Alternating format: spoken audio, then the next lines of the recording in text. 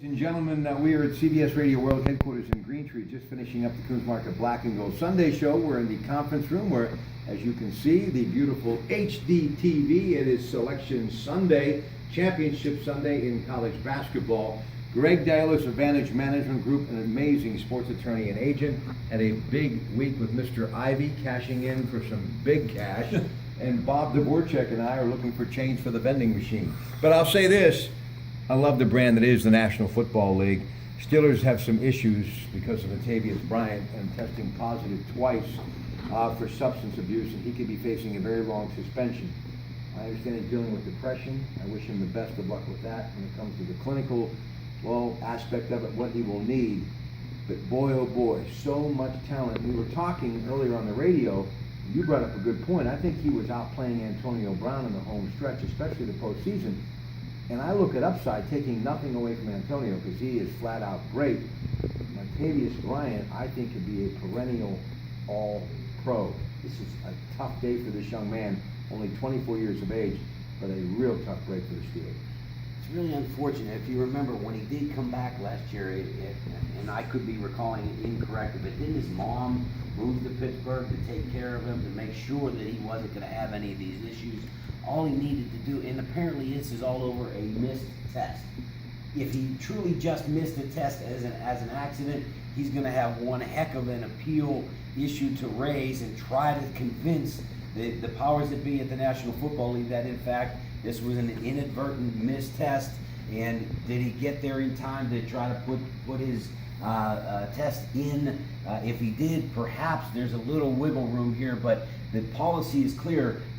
There is no halfway here.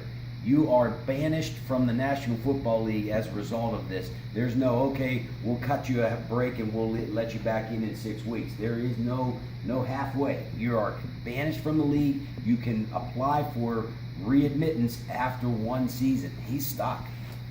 The entire Steeler Nation will be suffering from depression when he gets the news. I know.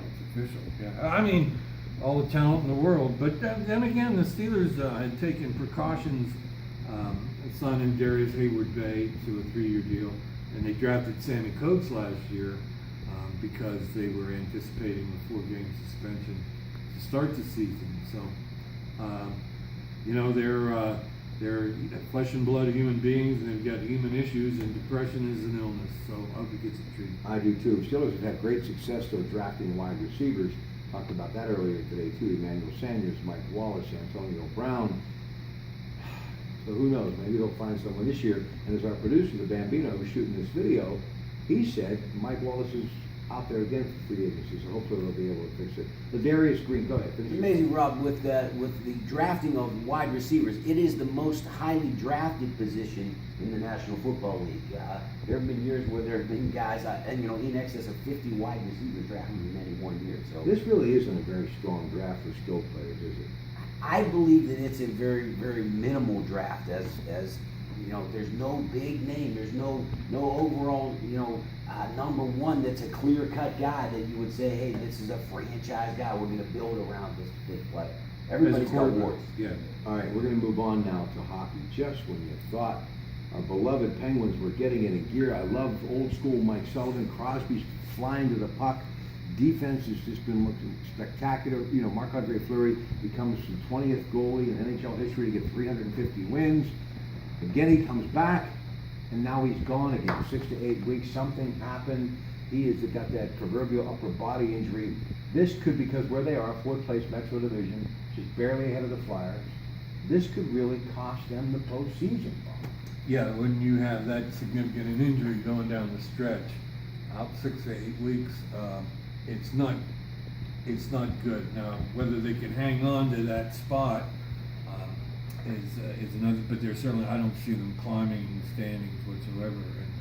And then as far as the playoff goes, without him, and what he really, you miss him on the ice in the 5-on-5, but on the power play, he was almost irreplaceable because the way he moved the puck and he still had the shot. I think the good thing that the Penguins have to look forward to is if they can weather the storm and somehow squeak into the playoffs, that's right at the time when he will be coming back. He'll be able to come back for them, and what a tremendous boost it would be if you can get through there, and now all of a sudden you've got another star coming in that you didn't have for 6 weeks, it should give you a real big upside.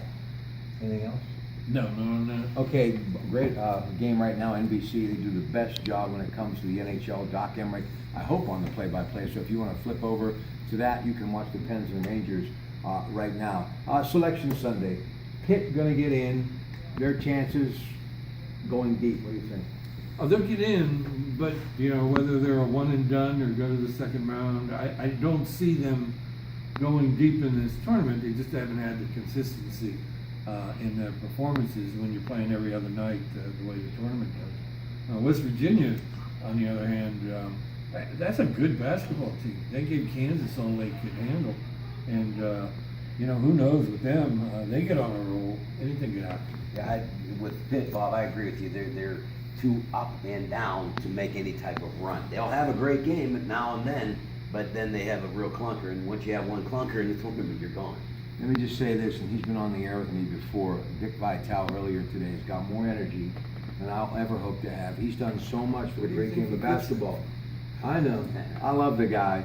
And what he's done for the Jimmy V Foundation. Yeah, baby! But what he's done for the Jimmy V Foundation is pretty spectacular too. But his alma mater, Seton Hall, they beat Villanova, they're going in. But it's the Kansas, it's the Kentuckys of the world. But let's talk about Bobby Huggins, who I love, Huggy Bear, and West Virginia. And you guys both made me aware earlier that he's done okay this year in Morgantown. Speed, I tell you what, that really impresses me. They play that trapping defense. They can give you fits.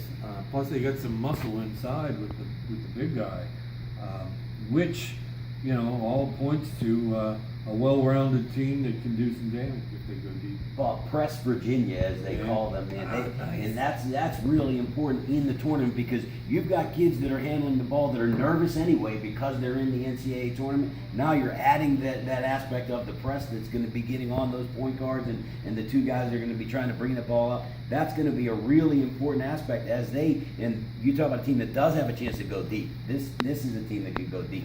You guys haven't had a chance to catch the Fighting Irish and Duke the other night. Did you see any of that? Did not. That was a great basketball game.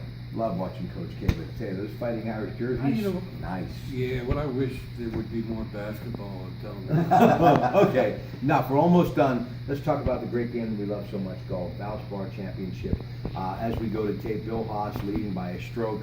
I'm already thinking about the U.S. Open. I can't help but think about it. I know the Masters is going to be before that. And who wouldn't want to be in that clubhouse cabin wearing the green jacket when it's all said and done, and Jim Nantz walking in and saying congratulations. But we really are all so lucky to have Oakmont, and what a part of history. This is going to be just in a couple of months. I'm so excited. We're all going to reconvene at Shadow Lakes on Wednesday night. A great course, my friend Jimmy Maganello, that public golf course. The Bambino's actually going to be doing it with us too. We're going to talk more about that coming up on Wednesday. Dirk Hartman is their new pro there. Great kiddies, also the coach of the Hopewell golf team, member of the PGA, good stuff. But let's talk about this year's U.S. Open. And it really is some new players, the people have to face reality. A lot of the players from the fabulous 90s and early 2000s are pretty much turning the bend. I think Phil Mickelson could be there again, but I think it's going to be guys like Rory McIlroy and Ricky Fowler and Jason Day. Jordan Spieth, absolutely. U.S. Open at Oakmont is so big, they got a new bridge built on the Holden Bridge. They took down the old, which has been there forever. I think it was before the Civil War. No, they do have a 4-lane bridge. And one of those lanes are just for golf carts. right. It's what a fantastic venue. Oakmont, it's like going past the museum. But I want to go with you because you are a walking museum. With all due respect, you know this game better than anyone I have ever met, and I love listening to you tell these stories. I can't get enough of it. Let's go back to 1973. Johnny Miller, final round, 63, in a battle with Arnold Palmer. That is where I really fell in love with this great game. Maybe the best final round ever played in any tournament, and to do it at Oakmont. Yeah, the conditions were favorable because it rained. The green softened up just in time, but he was throwing darts. And if he made a couple extra putts, it would have been even a lower score. And the members vowed that would never happen again, because 63 at Oakmont is it's just an incredible score. You can't put it any other way. And he happened to be in a head-to-head with Arnie, who was maybe in the you know, at the tail end, and here was the new young gun coming up, and took on the king and dethroned it. But there's so much history out there, and it's such a great golf course because it stands the test of time. You know, the hitters today with the equipment and the ball can just about defeat any course. It doesn't help you all that much at Oakmont. Hale Irwin at Medina, you know, running around after sinking the 45-foot putt. Tommy Watson at Pebble Beach winning his one and only. Roy McIlroy is a young man winning his first by 8 strokes. And then, of course, the miracle of Medina, Ben Hogan. Arnie and Nicholas, that head-to-head matchup at Oakmont. I mean, Arnie at Cherry Hills, you know, with the charge, drove the first green, and then it was over. Or Arnie blowing the big lead, 7 shots with 9 to play. I love the Masters, I love the PGA, I love the Open Championship, but the U.S. Open is really special. I mean, why would that be for a guy who doesn't play the game, but will never not get a bag of pretzels and sit down and watch a round or two on the Golf Channel? Best tournament in the world, biggest prestigious tournament in the world. Plus, it's right around Father's Day, so you get your pretzels and a little refreshment to slake your thirst, and just watch these guys make fools of themselves. Well, one of the things that's great about it, you or I could actually go and qualify, and even Brock could go and qualify for the U.S. Open if you had 8 of the greatest rounds of golf in your life if you did it. Don't forget, the last time they had that tournament there, and El Pato won. Angel Cabrera, and he was 5 over. The golf course won. The golf course beat the field by 5 shots.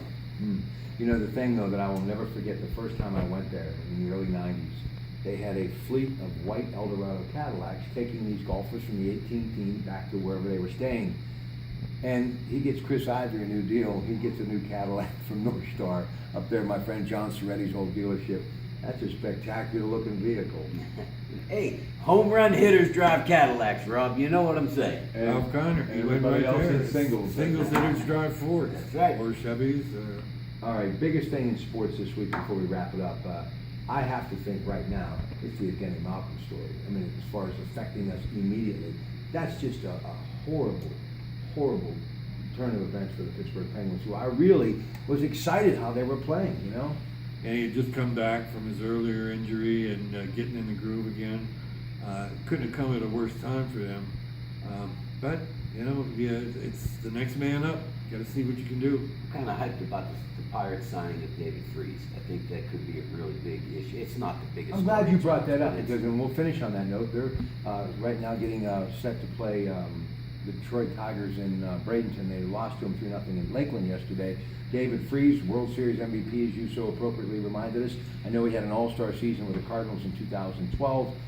$3 million for the year, that's a pretty good deal. But Bob, the journalist that he is, I'm just thinking about you're going to plug the guy in. And I said, what's that tell you? That they're really making a push for the postseason. And you said... Yeah, that they know Jung Ho Gong's going to be back probably till May. But like my man said, though, the Batman's gone and Mr. Freeze is in. there you go. Beautiful. There's certain symmetry, poetic justice to that. All right, listen, yeah, it all fits, folks. Even if you have to force the last piece of the puzzle, we'll make it work. Have yourself a great day and enjoy Selection Sunday.